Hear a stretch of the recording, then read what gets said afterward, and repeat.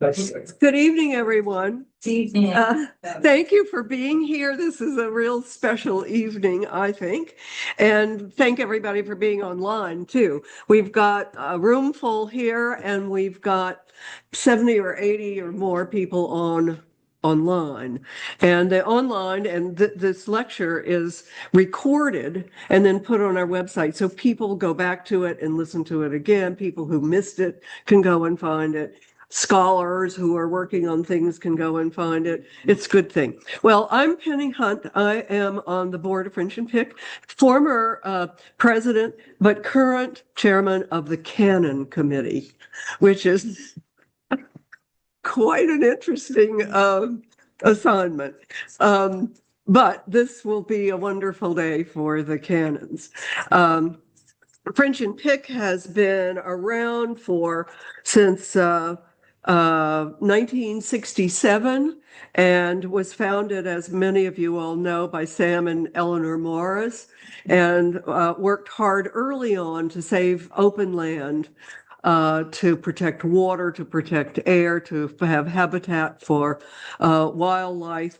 And so far, I think maybe this week, the number is 13,700 acres. So it's really wonderful. And we keep adding all the time, which is good.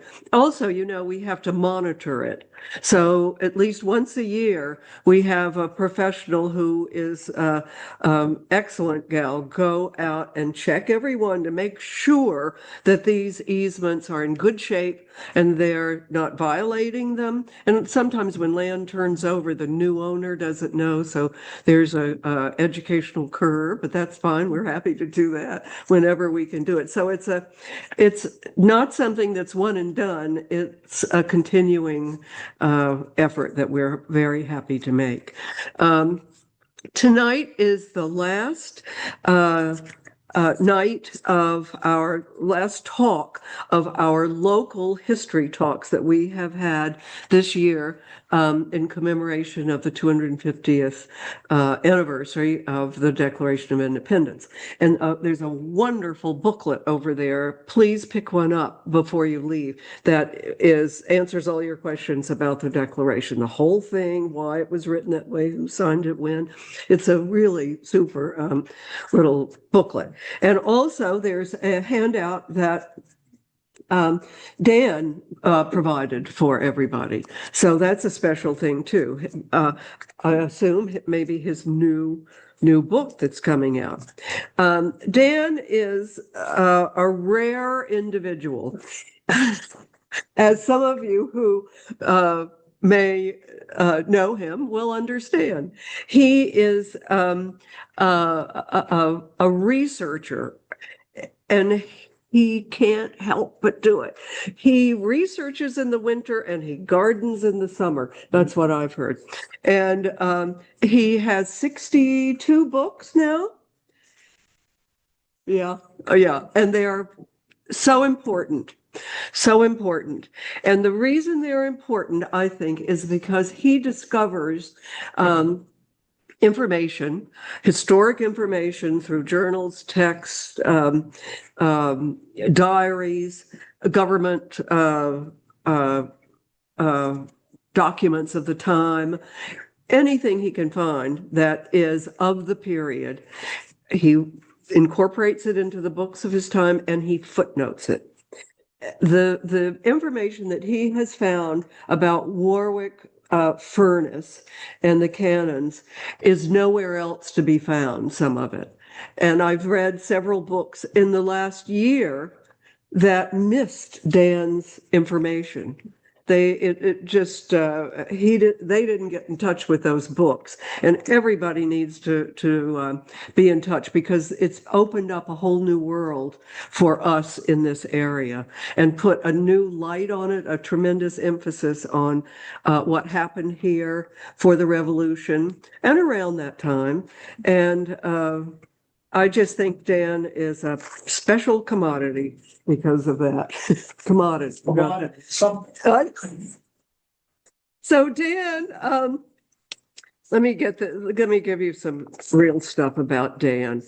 Oh, Dan, I don't know. Maybe I can't find it. Yes, he holds a BS from West Virginia University and an MPA from George Washington University. He's retired now, huh? And lives in Montrose, Susquehanna County, Pennsylvania. And forever and ever researches every spare minute he can take. So now, Dan, you have to come over here and stand at the microphone and look there so people at home can see you. There you go. Oh, Good. okay. Here's Dan. Is it up and down that I push? Yeah, you can use the side arrows right here. All right, thank you. Make sure you're there. Well, my wander is the problem. Hey, just a couple of things. I've passed out on the books that Mastoff does. I don't get any money off these, so it doesn't push them. If you look on the back, each of those is donated to a historical society. The ones on the cannon I did go to the French in Pickering Creek.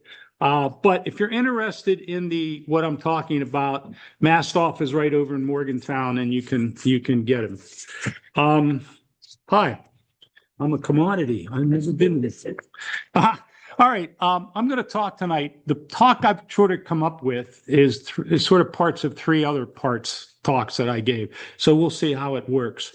When I talked to Penny a long time ago about speaking on this date, we left it really vague as to what I was going to talk about. So I think that we'll see what we came up with. The picture that you're looking at there is three cannon that they've recently dug, 22 now, 2022, at Warwick Furnace, which is on Route 23. You folks are really in a good historic area, and you ought to take purpose of it. I mean, Hopewell Furnace is here, Cornwall Furnace is here, Warwick ruins are here. So take advantage of it while you're here is what I guess I'm saying.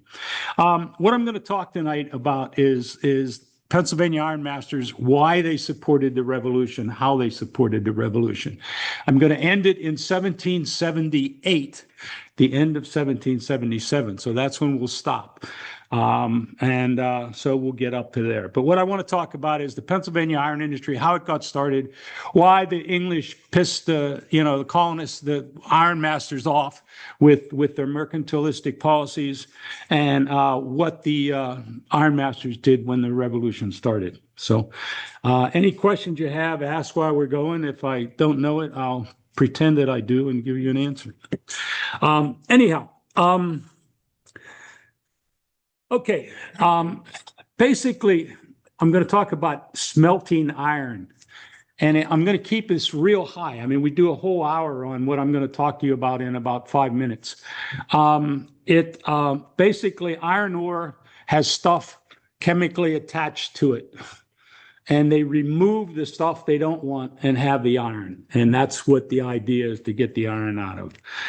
Okay, so you try to extract the pure iron from things. I had a roommate that was a metallurgist, and I asked him what attaches to iron. He said everything chemically attaches to iron. Some of it's good. Copper does. They've got copper stuff. All right. Going to give you a good Pennsylvania history. Going to give you a good primer for your revolution story, so you'll know what was going on. Penn lands in Pennsylvania in 1682. Prior to 1716, so that's what, 1834 years, all the iron that Pennsylvania received and the colonies received came from England, who got it from Sweden. Okay, and they would sell it to us. So the blacksmiths had the wrought iron, and they would make things out of it. In 1714, Queen Anne dies. She has no descendants. They had, due to the Act of Succession, they had to have a Protestant ruler, so they get out the genealogical chart, go up to her grandfather, over to his brother down, find Charlotte. She married the Elector of Hanover, but she's dead. So her son, does anybody know what his name was? King George? George of Hanover comes over, and there he is. He's now the English king. He's a bit of a bumpkin. He brings his cows with him. He brings his mistress with him. He brings his servants with him. He's in homespun. He gets off the dock, and all these Englishmen are in coats and red coats, and they get him. Well, he may have been a rube, but he knows he has a navy, and it's the best navy in the world. He sends it to blockade Sweden. which means nothing comes in, nothing goes out, which means no iron's coming out to England. Okay, 1716, a blacksmith in Germantown says, I don't have any iron. So he goes up the Schuylkill River. He goes to Pottstown, which isn't there yet. He goes up the Manatawny Creek, okay, to a place called Pine Forge now. He finds iron and he builds a bloomery forge and he starts making iron. A bloomery forge basically is how they were making iron for a whole lot of years. Basically, they took iron ore. And this is, I don't think anything in 1716 looked this good, but that's beside the point. Anyhow, they put the iron on there. They would heat it with a hand bellows, put it on the anvil, beat it, do that numerous times. They change the carbon content and get rid of the impurities, and it makes it wrought iron. It gets gooey, it never really melts, and it takes an awful lot of hits with a hammer. These things have been around since biblical times. Moses talks about jumping in the iron furnace. Samuel Nutt over in Coventry, which isn't that far away, 1718 makes the second one. Okay, there it is. The industry starts. They're making iron in pounds. Okay, at the same time, by pure coincidence, Abraham Darby in England figures out if you build a tower, he calls them towers, we call them stacks, furnace stacks. If you build a tower and you put a fuel in it, in his case coal, in our case charcoal, okay, and you put some flux in there for this goo to attach to, okay, and you put iron ore and you put levels of those, and you have a bellows or something to blow air up, it melts the iron. Okay, and if you look at that, this is again, whatever, a national, well, I doubt if any of them look that good, is I guess what I'm going to say. They were usually built into a hillside. They had a bridge, and guys would come over and dump stuff down there once they get going. And the natural resources go in the top. The iron comes out the bottom. If you look at that, the guys on the left have dug, that's a sand pit. It's called the casting, basically a casting house. The molten iron comes out. It goes into bars that they call pigs because it looks like suckling pigs, and they call it pig iron. Okay, and the guy on the right has all the slag. That's the stuff that's no good. That hardens, and they use it in a variety of places. Okay, so the iron. Here's this is Warwick in 1930. It's the ruins there. What usually was left, if you look here, the stack stayed, but everything else, all the wood around it, didn't move on. One thing I forgot to mention: the water wheel there, okay, powered the bellows. Okay, it needed water to do that. All right, there's the ruins. Those things were left.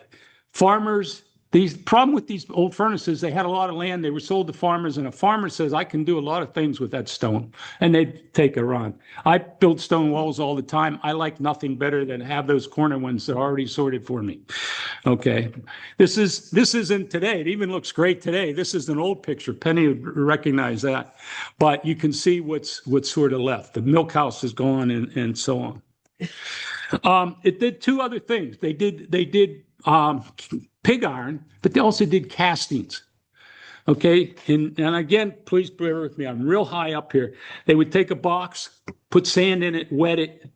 They would have a pattern that was carved in wood, and it's like looking in the mirror. It's backwards. I don't know how the guy did it. He was pretty good. Generally, it was like they had the furnace's name on it. They had the year it was. The year the pattern was made, not the year the thing was made. And they would pour them. If you have 6 of them, you put a hole in the top, and you can't see the back here, but a hole in the front, you put wood in the front, and you have a stove. So they made castings, made stoves. Okay, so, all right, all this stuff, it was a two-step process because now you had cast iron that needed to be made into wrought iron. Wrought iron was what blacksmiths needed. And they had forges. This one's at Cornwall. And all it did was have a hammer. They would get it hot. They'd take these pigs and this thing just went forever. And again, a water wheel ran the cogs, made it go. So you have two things to do colonial. By the time of the Revolution, it's a two-step process. Furnace, forge. And eventually you get multiple forges for the same thing. All right. These hammers weren't little. Let me back up. That's the only existence forge going because they were made of wood. There was nothing for them. Then they all rotted and so on. They found this one over on Hay Creek in the 30s. And it had been changed already because it has a little hammer on the front. Look at the size of this hammer from Pool Forge. Boom, boom, boom. All right. Needed one other thing I mentioned is water. I'm going to leave this slide up a little bit. You needed to have fast flowing water to turn the water wheel. How do you make water go fast? Two ways. Anyway, run downhill. That makes it go fast. Or you take a big area of water and have a little outlet and it goes real fast. So what they would do, they dam French Creek. If you look at French Creek, it's on the left. It goes around, and it's in an area where it comes like this. They dam it, okay, and they dig a race. And if the race is sort of the one on the water on the right, which takes it, and they did a whole lot of things. This is from Kimberton over on the way. That's a fun place to go to, too. The township has done a good job. This was where a powder manufactory was during the Revolution. But you can sort of see what happens. And then the water goes back into the stream because it has to go somewhere. They have to do something with it. Okay, so they would have the dam. They would have a sluice when they're ready to power the hammer, okay, with this water wheel that just kept turning, and this hammer kept going. They lift it up. Okay. We'll leave that up for a minute. We're not ready for that yet. Okay, so furnaces made pig iron and castings. And what we're going to be talking about is cannons, and they're cast. It's just a mold that they poured liquid iron in. Okay, so forges cast cannons, shot and shell during the war for Washington. Forges made accoutrements of war. They had muskets and bayonets and everything. All right, let's keep going. Back to 1720. Rutter builds his coal blast furnace, the first one in Pennsylvania. It's at Boyertown. It's not like far away. It's at Boyertown. You're right in the middle of all this stuff, or close to it. Okay, in his refinery forge, he builds at Pine Forge. He takes the existing bloomery forge and makes it into a refinery forge. Nutt does the same thing over at Coventry. He builds Coventry Forge to do the iron. So they start making iron. They're making it in tons. And they figure out, well, maybe we don't have to send it to England. Okay, maybe our forge is doing it and we'll use it ourselves. And they develop something called a Pennsylvania market, which means the iron that they're making doesn't have to be sent overseas. All right, all's going well. Okay, we get up to 1736, and a guy named Swedenborg comes up with a book that talks about the world's iron, what's going on in iron in the world. And he mentions Rutter's and Nutt's forge. Okay, and suddenly the English are aware that we're making iron, wrought iron over here, or at least that, And if I passed out a paper, depending on the friendliness of the audience, this works well or it doesn't. I have people read things. And could someone, just as a volunteer, read number 1? Anybody, come on, be brave. By General Thomas Gage in a letter to the home government. They soon come to make for themselves what they use to benefit. Okay, what he's saying, holy crap. They're starting to make things and they're not importing them anymore. They're making their own iron.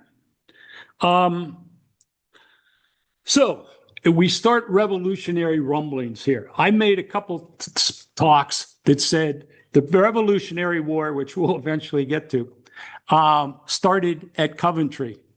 It started at Pine Forge. It started at Oley Forge. When those guys started making their own wrought iron, they didn't need England. Okay, and what England's going to do is put some restrictions on Pennsylvania iron people, and when the revolution comes, every ironmaster is on the Patriot side. They just, do it. All right, so what happens? Anybody can read number 2? We had a brave person before. Come on, read number 2. The inhabitants of the British colonies have already erected several furnaces and forges for the making of bar iron. They will be induced to work up the said iron themselves, to the great decay and prejudice of the iron trade in this kingdom.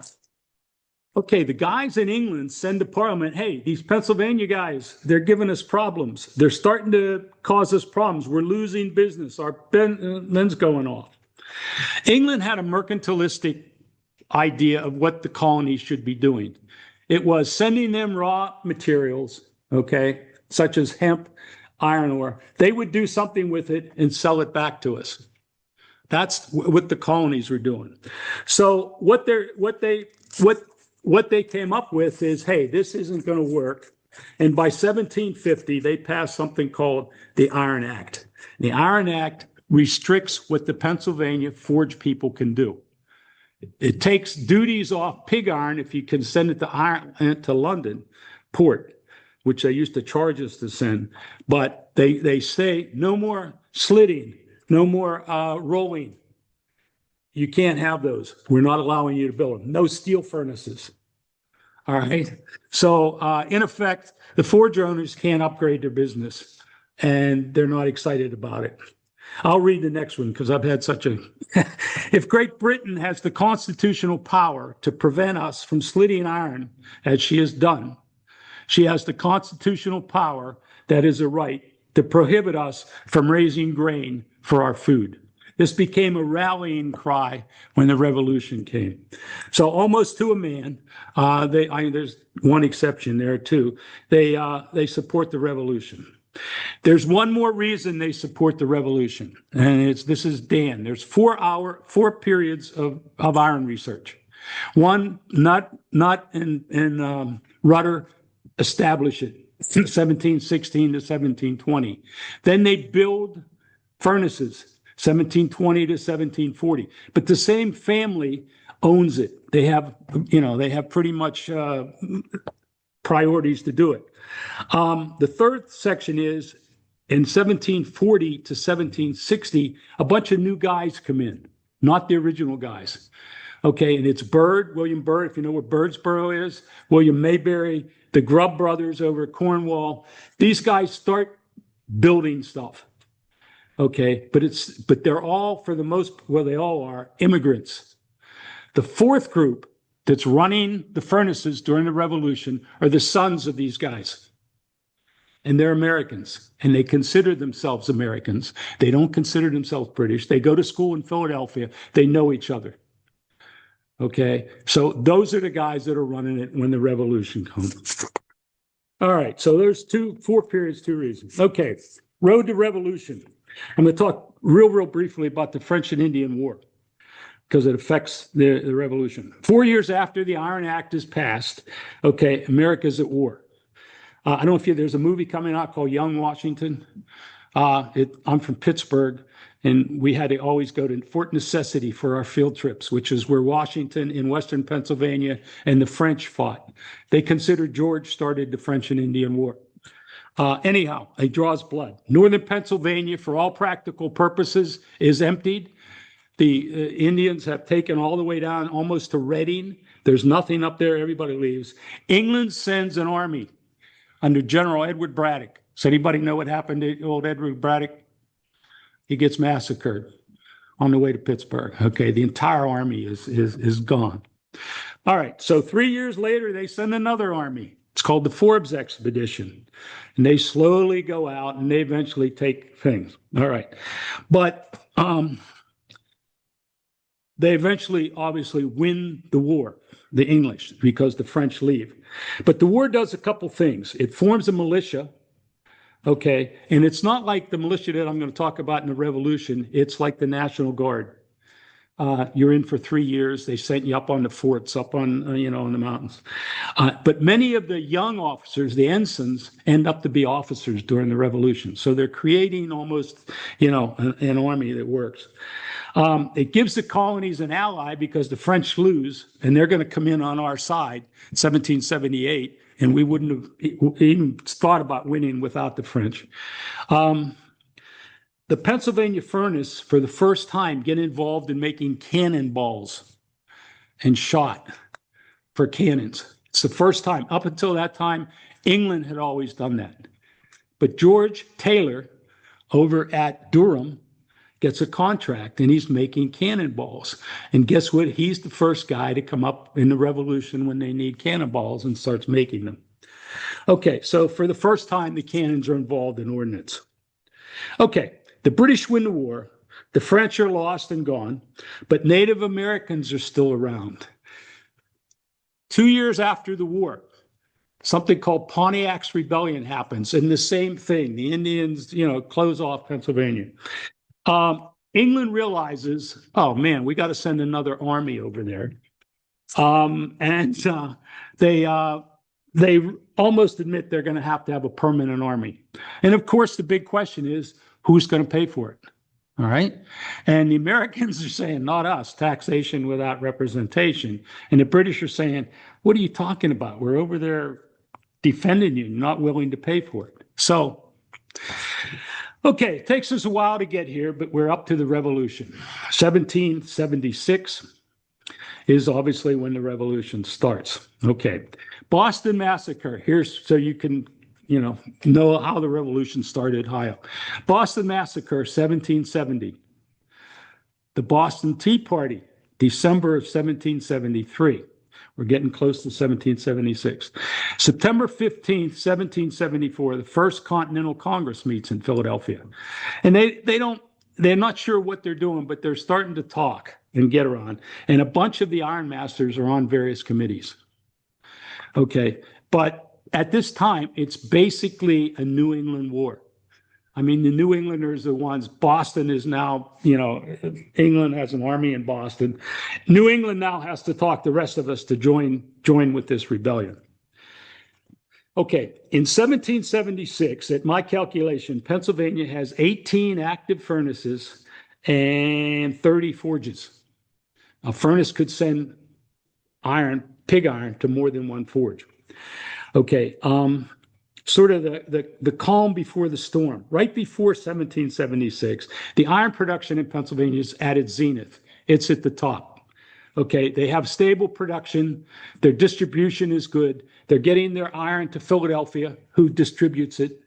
If you can't get it to Philadelphia, you can make all the iron you can want out here, but that's where it has to be sold. Warwick, at the time, becomes the largest producer of iron in Pennsylvania, probably the colonies. There's roads being built so the iron can come in. Furnace owners are owning large tracts of land, and existing beds of ore are still strong. The Warwick beds, the Hopewell beds, Hopewell mines are doing good. The Cornwall mines are good. By 1783, a bunch of them were bankrupt. The war ended up bankrupting a bunch of stuff. So we'll talk about that. Okay, 1775. Boy, I'm making you work here.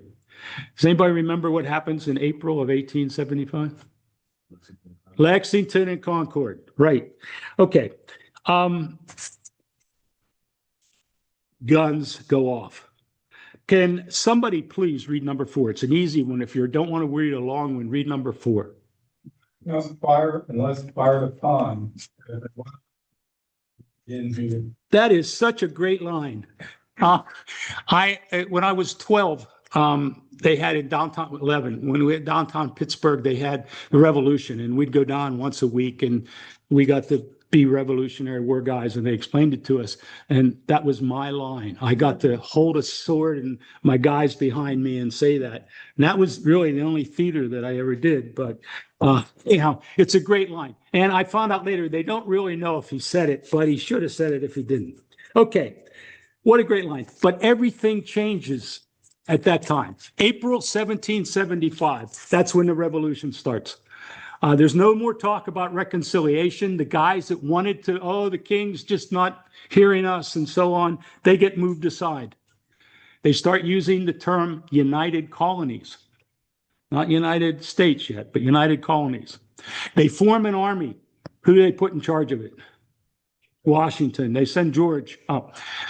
Berks County sends riflemen to get with George up there. Pennsylvania begins to take measures for the defense of the state. The Second Continental Congress meets and they say, you guys have to start defending yourself.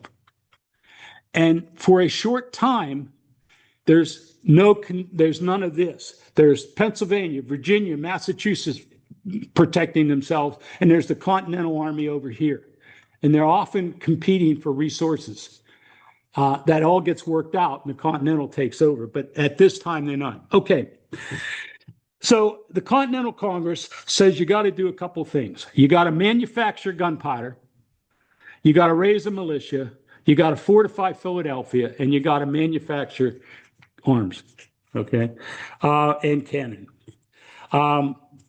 So let's talk about manufacture gunpowder. If you look at this exhibit up here, still should be up here, that was what they built. The Congress built that right over at Kimberton. We're not that far from Kimberton. I took this picture at Kimberton. You can go over and see all that, see how it works. It's kind of neat. So if you get a chance, head there. So they came up with gunpowder. They put the gunpowder there because, when we talk about this, there were three cannon places, three furnaces making cannon there. There was a musket factory. There were forges making equipment. So that whole area in the French Creek Valley was ripe for it, and they needed gunpowder. Okay. So Peter D. Haven, they send over. I'm going to talk about him because I like him, but he builds the gun works. They also put a gun works in, and he's building muskets. So we have a powder manufactory and a musket manufactory, and he's building muskets. They form a militia, and it's a little shaky at first. And there's different. Initially, it was all white males 18 to 45, and very quickly they changed it to all white males 18 to 50. And then as the war went on, it was all white males 18 to 52. I mean, they kept needing more guys, so they raised it. But each of the men elected a colonel in their battalion. And if you look at furnaces, they had a bunch of men.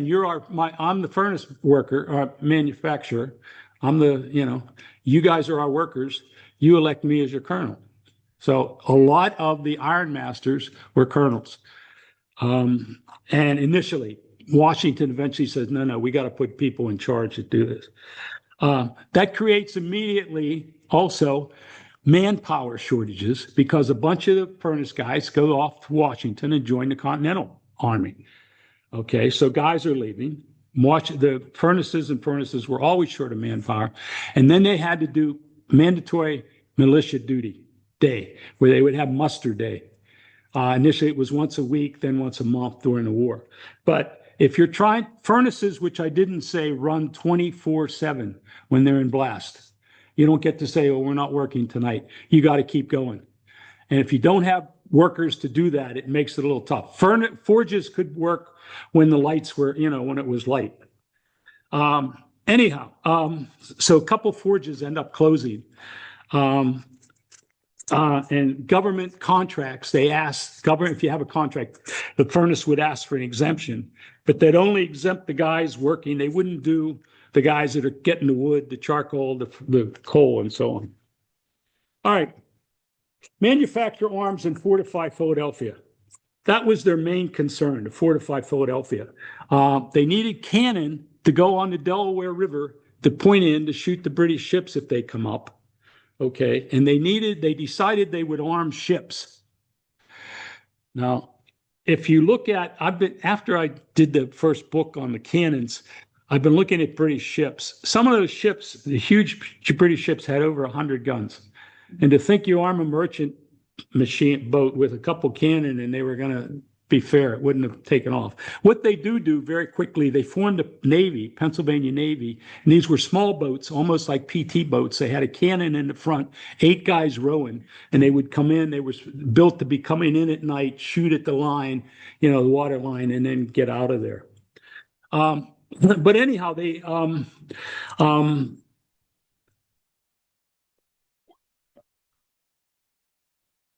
all right, Committee of Safety. I'm sorry. I have this thing in my way.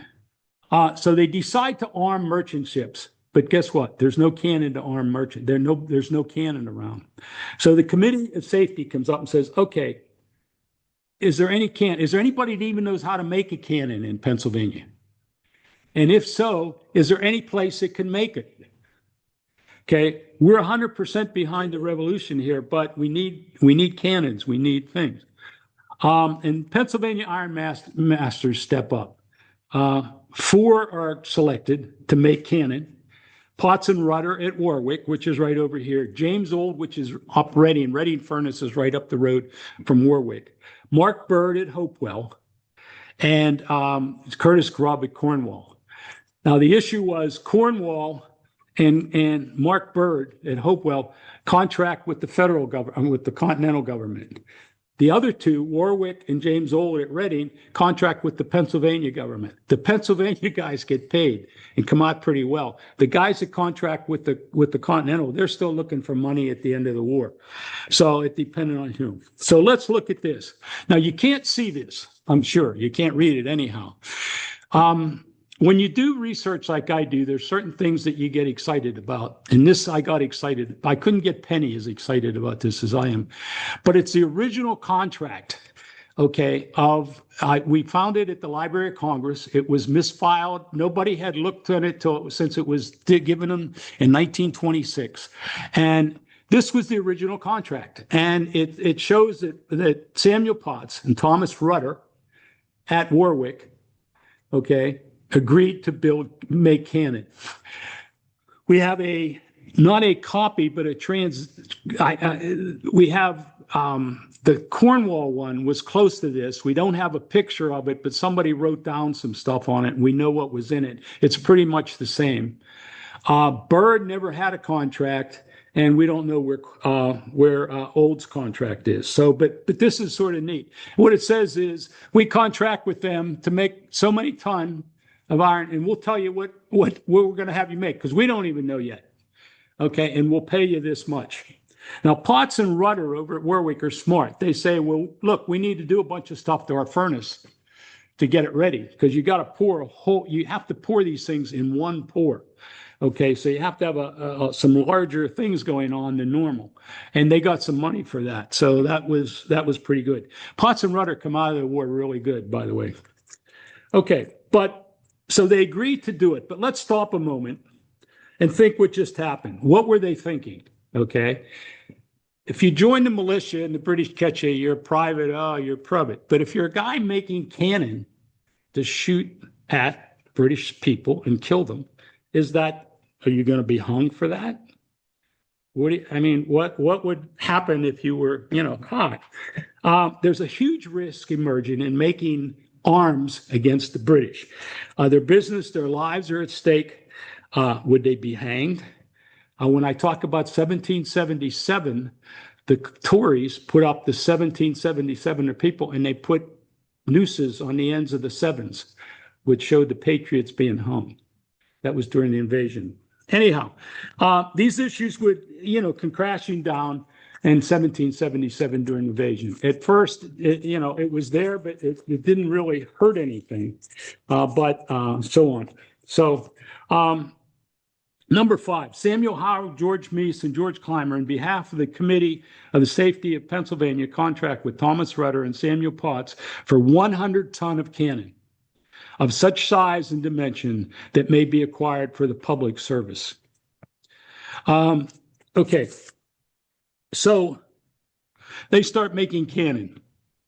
They begin the process to cast, bore, and test the cannon.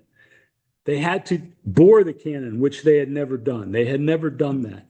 The Ironmasters were paid by the tonnage they produced, and the production is a fascinating story. There's a couple good books on it if you want to read about them. I mean, they just had problem after problem. These are smart guys. They had been Ironmasters for a long time. They know how it works, but there was a lot of kinks in making cannon. Americans had never made cannon. They were all brought over from England.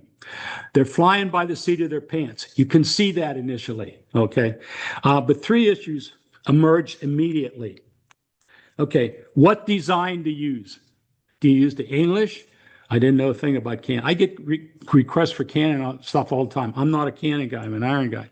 But do you use the English method, the French cannon, the Netherlands cannons? The Dutch had their own cannons. The cannons they made had to be comparable, and uniform, so that my ball fits into your cannon and your cannon ball fits into mine. And we're not out in Washington trying to sort, cannonballs to think which cannon that is. So they did that by basically going with the English method. Basically, which meant the trunnions also were in a separate place. So they used the English-looking cannons. They didn't have the technical knowledge to do it initially, and they tried. You had to, trial and error is what it was.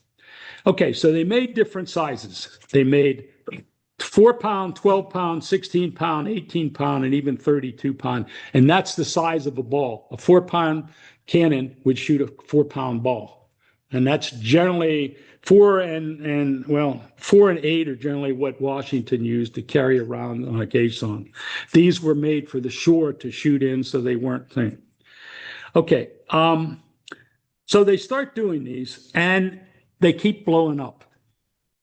They right at the base. I don't know what's my next. Yeah, they just dug that up at Warwick. That's an exploded one.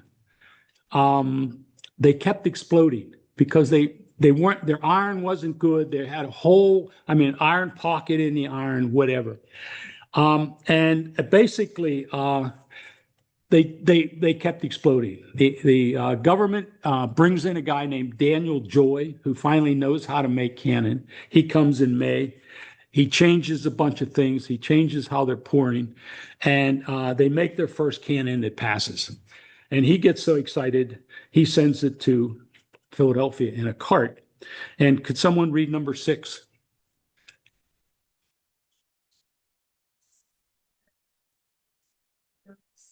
A 12-pounder cannon. I doth not appear so nice as to be wished. Notwithstanding its little defects, I believe it to be good. Sounds like the first car I bought. Here's a guy saying, hey, it ain't the best looking thing, but it works. We passed it. We're going to start making them. Okay, so let's look at what we got here. These are two, and we'll explain. These are two that they dug up in 1776, maybe. Yeah, I guess 1875. And they're at Paoli. They're still there. If you go to the monument, they're there. This is that same cannon, and I don't know how he did it, but he made that cannon look awful big. They were big and heavy. They weighed over 4,000 pounds. This is a cool one. This Pottsgrove Manor just found this one, or I don't know, working with Jim Moore. This was in 1875. They found these cannon. They were in the French Creek, and they dug them up, and since 1876 was the centennial, they put this on a cart and took it into Philadelphia and into Westchester, and they were going to shoot it 60 times as a thing. And on the 5th one, it blew up, and it blew these things. I don't know why people weren't killed. There's a guy writes, I read in the paper, he's sitting in his wagon watching the parade and watching this thing off, and a big piece of metal flies past him, hits a roof. A 4x4 on a roof, and the roof falls down. But anyhow, I just assumed they melted it or whatever. It got sent, in a long story, it got sent to Valley Forge. And it was in the Valley Forge back room that nobody knew what it was. So they just pulled it out, and it's going to Pottsgrove Manor and sitting there. But that's one of the cannons that we're talking about that was made. Cornwall often also did cannon. That's the only Cornwall cannon left. They had they found a ton of cannonballs at Cornwall, but that's the only cannon that they kept. Hopewell Furnace has half a cannon because it didn't fit or something. They cut it in half and, they have the back half, but they're still around. If you get to Cornwall, you'll see that cannon. All right. Okay. Trusty cannon. Did I put that? Yeah, there we go. The cannon they found at Warwick told me personally, but told us all a bunch of things. There was a P on it, and that means it passed. They originally said, "Oh, that's Potts," but Potts Furnace Warwick Furnace was never called Potts. It was called Rutter and Potts, but that meant it passed. That meant that they put powder in it and set it off, and it passed.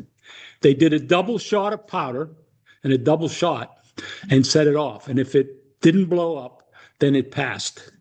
Now, I was in the artillery many, many years ago, and I can't imagine you're worried enough about what's going on out here. When you're pulling that lantern, you're hoping, to think it might blow up on you, you kind of would be going like that. So Washington was pretty strict on what he required. They required that they do use powder.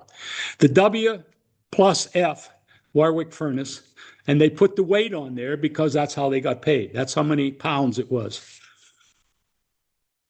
Okay. All right. Rutter and Potts start getting real disappointed because even though they made the one that was, their stuff's still failing. It's blowing up. They start adding in the rear. And that's why these cannons are so big in the rear, because they were blowing up. So their idea was keep adding thing, but they're adding weight. And we're going from 3,500 to 4,000. These aren't things that you're going to stick on a gun carriage and carry around. Okay. And they complain to this Council of Safety. Look, Rutter says they're using too much powder. Our stuff's blowing.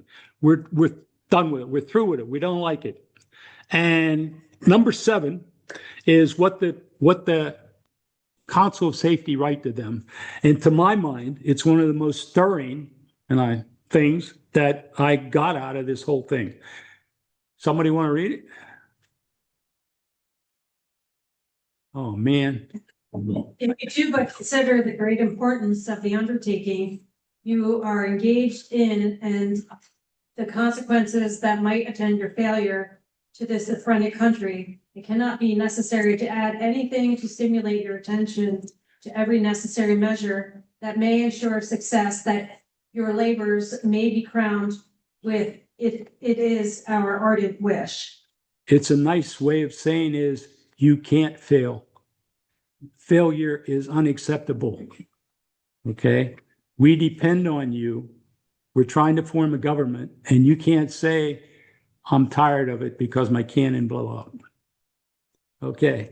And interestingly enough, they got the kinks worked out and they start getting delivered to Philadelphia and they start going.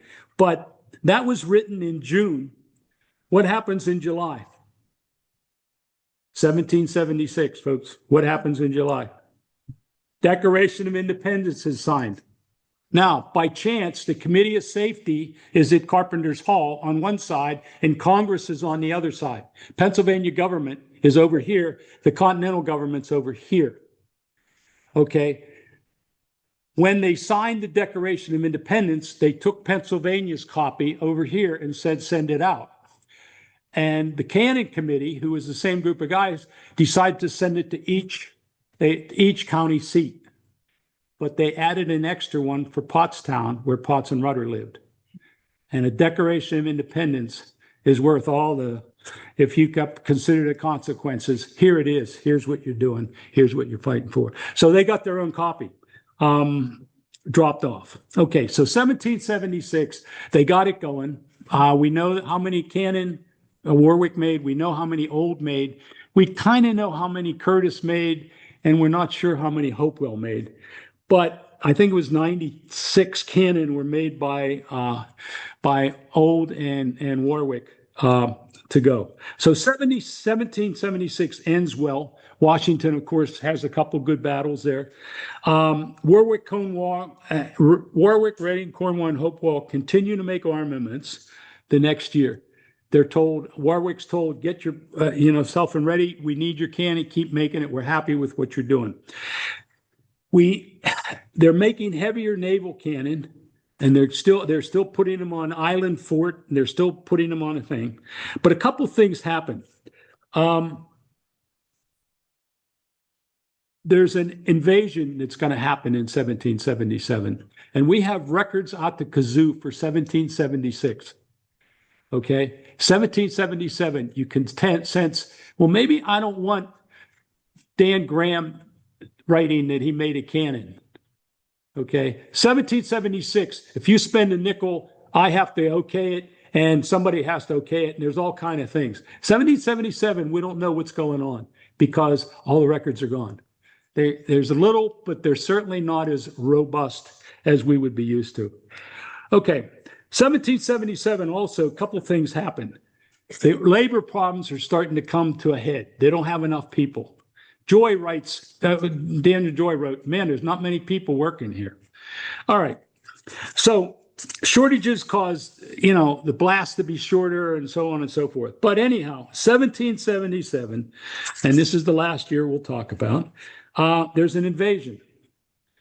General Howe lands with 12,000 troops at Elkton, Maryland. In this thing that I'm making you read from, and it's the only time I'll mention it, is a map. Okay, and if you look at that, you can see where Howe lands, and as he heads for Philadelphia, and all these, I don't know what the red arrows were. They point to Valley Forge, I think. But anyhow, just to give you, I'm not going to look at that again, but you can see, I'm going to talk about Howe coming up. So flame over Philadelphia, they're getting closer. And as they get closer, you can sense people getting nervous. They were, thing. And number 8, can someone read for me? Number 8. I love this. Everybody looks at their shoes to see if they're tied. Who can read? Good. From the Supreme Executive Council of the Commonwealth of Pennsylvania, September 10th, 1777, Philadelphia, a proclamation. The time is at length come in which the fate of ourselves, our wives, children, and posterity must be speedily determined. General Howe at the head of a British army, the only hope, the last resource of our enemies, has invaded this state. Let us determine once and for all that we will die or be free. God save the people. This was about 2 weeks before they fled Philadelphia. That was written. Anyhow, Howe lands at Elkton and starts moving up.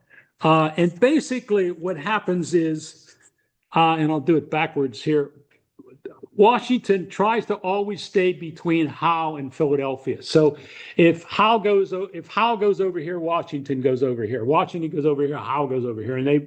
But they're working their way up. And on the 16th of September, 11th of September, Brandywine, Battle of Brandywine. The armies meet against each other. Okay, and Washington leaves the field, so it's considered a defeat. September 16th, the Battle of the Clouds. That's over in Exton it was Lancaster Avenue. It's Route 30. It was where White Horse Tavern was. The two armies come up and they point at each other, but before they can really get going, a hard storm hits. Okay, and both, it's neat. I found about 5 people that talk about how hard it was. They haven't seen. But the Americans had cartridge boxes made of pig leather. Okay, that's what they call it, pig leather. And they bought it from, Joe the contractor, because he was the cheapest, and it wasn't tanned, and it shrank. And they had their cartridges in there. There was a box that had generally the ones I've seen were have a piece of wood with holes in them, and they would have a cartridge with a ball in it with the right amount of powder and a paper. And you take it and bite the paper, pour the powder in, put the ball in, okay, and then push the paper down is the thing, and then slam it down and set it. They lost 300,000 rounds of ammunition, the Americans. Okay, so they couldn't fight the British if they wanted. Okay, the British also had a retreat. But Washington says, I need powder. Where's the closest powder place? And it's Warwick Furnace, because they have a bunch of powder because they're proving the cannon. So Washington marches from Exton, and he goes to, guess where he marches to? See if I have it here. Wrong way, Dan. I was close.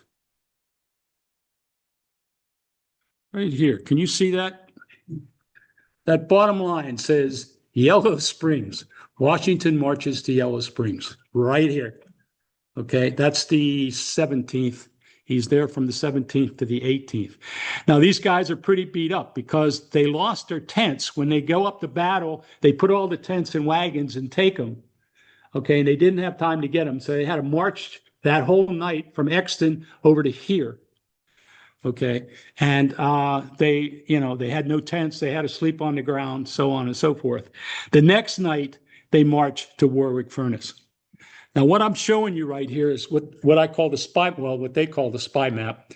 Howe had, they found in 1935, Howe had a bunch of maps.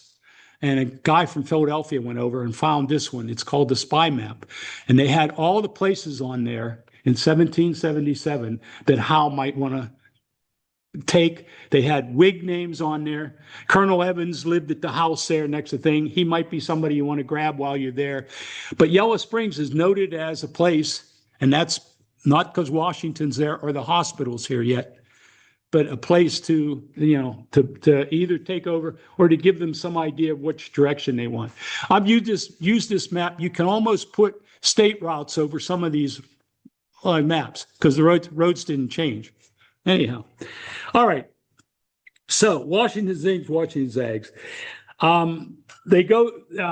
Washington had moved a lot of equipment and stuff from Philadelphia. He put it at Valley Forge. And the Valley Forge guy said, we don't want it here. And they said, oh, no, it's all right. Well, Washington sends Light Horse Harry Lee and Hamilton over to find out. And the British take Valley Forge. This is before Washington stays there, burned it to the ground. I forgot to mention when Howe landed at Elkton, he burned Elk Forge. And if you're a forge owner, you'd be a little nervous that you had a forge and they seem to be burning them. Okay, so Hamilton tells Congress to flee. They do. They go to Lancaster and then to York. The Pennsylvania government leaves. Everybody's headed west. Potts and Rutter take a drastic step, I think, and bury the cannon at that time that wasn't on hand. They were able to get rid of the 12. There's no 12 pounders that they've found. And someone has found about 12 so far, maybe 13. I'd have to count. I guess 13 with the one I hadn't counted from Valley Forge. So apparently they could have flooded French Creek to hide the thing, take the sluice up, flood the creek, break the dam down. Anyhow, Howe is coming up, and at the last moment he zigs and Washington zags, and Howe tricks him and goes to the right. Does Valley Forge, burns the powder mills, I'm headed this way for you guys, burns the powder mills and goes into Philadelphia. On the 26th, he's in Philadelphia. Okay, so Congress flees. It's the end of September. Anybody that lived in Philadelphia figures it's all over because their houses are taken over. Franklin's place is trashed. They have British troops sent in there. The Whig fortunes are at the low. They go to York. They're all arguing. Will the cannon guys, are they going to be hung? What's going to happen to us? We're Congress. We signed something called the Declaration of Independence. My name's on that. Or what's going to happen? And they're fighting. And I discussed Peter DeHaven before, the guy that was at the powder, that made the guns and the powder over here at Kimberton. He got a wagon right before they burned his place, put all the equipment in, the panel making, and heads this way, head west. He shows up and he says, where do I set up? In the middle of their fighting. Guys, stop. Where do I set up? I'm making muskets. Where do I do it? And they realized maybe the war wasn't over then. All right. So as we know, Washington camps the winter at Valley Forge. In 1778 it goes on. Their cannon production is stopped. I found this too, without going on, we're getting late, but I found this in the Library of Congress. It had been taken to Baltimore when the British burned Washington. They put a lot of old records in and sent them. And this was totally wet, and just using a variety of things from the computer, I was able to read it. But it shows Rutter and Potts at Warwick were making cannons, balls, and shells after 1778. A final thing, everybody here around here worried that the British were to come and start taking their stuff. Well, a guy named John Lesher from Oley Forge writes, number 9, my provisions and forages are being taken from my forage and must stand idle. My furnace must be of consequence be dropped. There'll be a loss to public as well as a call for iron for great public use. For some foraging furnace will fail for the want of wood and ore. Guess who foraged his place? The guys from Valley Forge. Okay, so suddenly we had Valley Forge guys here, and they were foraging. It wasn't the British that they had to worry about. Okay, last thing. In 1875, they dug some cannon up. In 1879, they dug some cannon up. In 1901, they dug a cannon up. And these are the ones they just dug at Warwick in 2022. That's when they first dug them up. You saw what they looked like in the beginning. It's pretty cool. Again, my theory on it was, and I'd have to have a beer with Penny and talk to her about it. My theory is that they were too heavy to move to get out of there. So they just buried them in hopes they didn't come by. They were never dug up. That's the only weird thing to me. But we don't know when they were buried. We know they were buried because they were in a hole. We don't know when, and we don't know why they were never dug back up. But the Ironmasters, for the remainder of the war, made shot and shell, and that's it. How's that?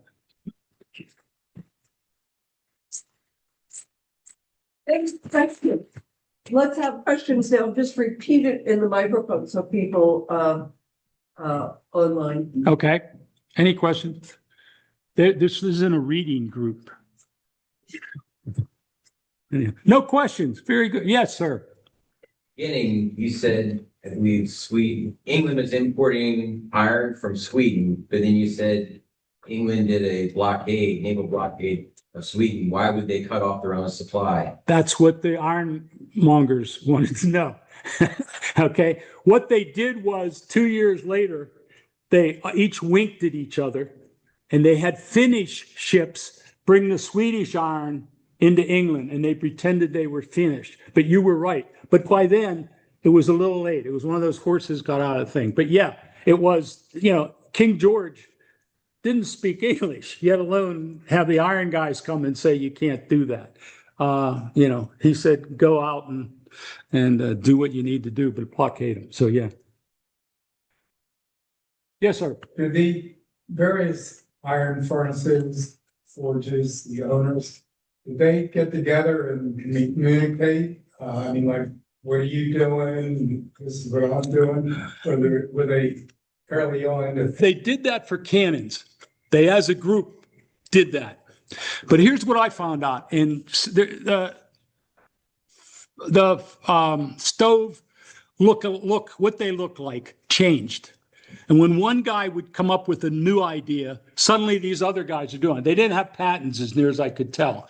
So I don't think that they said, hey, I'm making a new stove. Do you want it? I think you went over and looked at my stove and said, hey, that's a good idea. I'm going to do that. So, but I'm generalizing, did they get together? I'm sure. I don't know. But probably more I'm stealing your idea or maybe they all sat around and drank and they shared ideas. I don't know. I don't know. Yes, sir.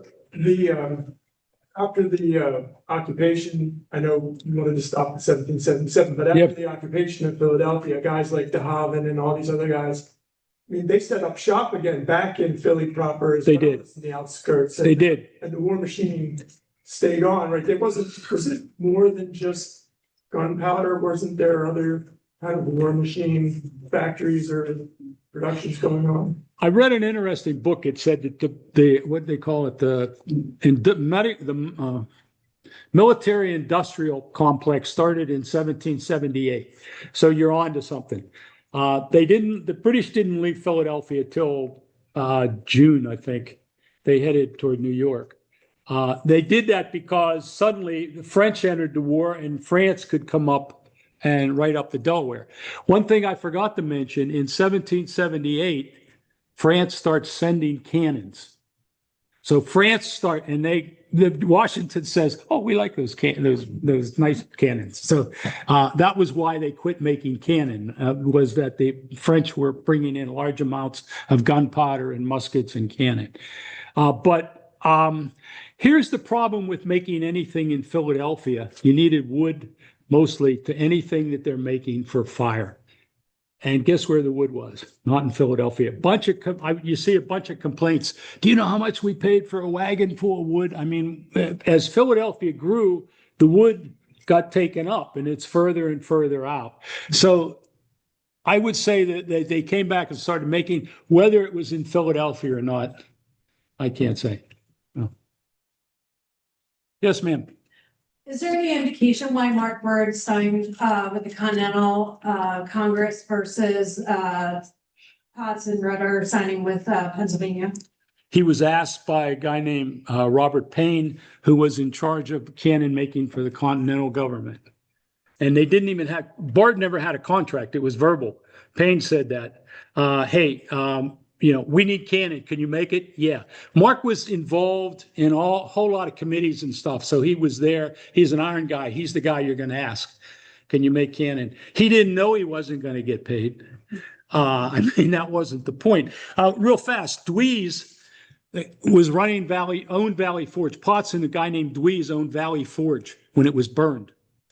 Okay. Alexander Hamilton goes to Valley Forge right as the British are coming. He has to jump on a raft and row across because the British are going to get him. His horse gets shot because it's standing on the raft. Okay. And he gets across and he's the one that goes back and says, you got to leave Philadelphia. But guess what happens? Dweez files a claim once the government's formed. Guess who the Secretary of Treasury is? Alexander Hamilton. He gets it. He denies it. He says, I don't, we don't have any money. He knew what happened. He was there. He watched it being burned. Okay. And it was burned because they had supplies there. And Hamilton says, I don't know anything. So it took Dweez's family, I don't know, about 1820, I think they finally got something. And then they went back and said, but they cut all our trees down. This is at Valley Forge. Do we get any money for that? No, you don't get any for that. All right. That's it. Sounds good. Thank you. Bill, one more. Wait. Okay. That's pertinent. You know that. Bloomery Forges, which we won't talk about again, was a one-step process. They just take it, keep banging the hell out of it, and they had something that was this big. What was developed was something that melted the iron into pig iron, but it was too unflexible to use. So they had to have a refinery forge. To refine that iron, they put it in the oven and had this big thing beat it, and it changed the carbon content. So the forges are smaller. They have to get pig iron from a furnace. This is a biology, one word, symbiotic relationship. Remember that? Some animals would have it. The forges needed furnaces to give them iron, but the furnaces needed the forges to give them iron, sort of. So they, whatever. Forges were smaller. They had less people. Furnaces. I do a fun thing. We build a furnace in a class. Okay, what do we're all in the pub, okay, in Philadelphia, and we decide to build a furnace. What do we need to do? Because we're merchants and we have extra money. Okay. And it's expensive because you got to bring people on. You got to build buildings. You got to build this big stack. You got to feed them. Okay. If they're out there, you got to house them. A forge has two guys. You and I could run a forge. Okay. So it's cheaper. The problem is they're all wood and there's none left. The furnaces still had to stack. So just the size of them and their function was different. Ironmaster was more important than a forge master. It was like a colonel and a general kind of. Forge master is a good title, but iron master was the guy that determined what was going down that hole and how much. He'd go down and look at the slag and say, add more of this or add more of that.